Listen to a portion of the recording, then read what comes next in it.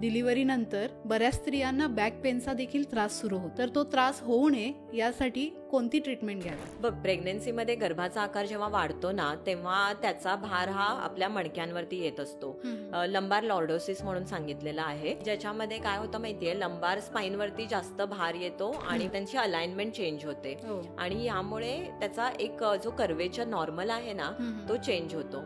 अशामुळे मग ते पेन जनरेट होतं. हा लंबार लॉर्डोसिस कमी करण्यासाठी आयुर्वेदामध्ये खूप छान असे पंचकर्म पण आहेत आणि शिवाय काही जे औषधं आहेत ना ती सुद्धा आपण पेशंटना ऍडवाइस करतो. सुतिका परिचर्येमध्ये अभ्यंग सांगितलेला आहे, तर ते सुद्धा आपण बॅक पेन साठी देऊ शकतो. ब्रेस्ट फिडिंग साठी बायकांना बसावंच लागतं बराच वेळ, शिवाय ते थोडंसं वाकून सुद्धा होतं. यामध्ये सुद्धा कर्वेचर चेंज होत असतात. म्हणून मग एक पोश्चर व्यवस्थित ठेवणं, सपोर्ट घेणं, तर मग बॅक पेनचा त्रास नक्कीच होणार नाही.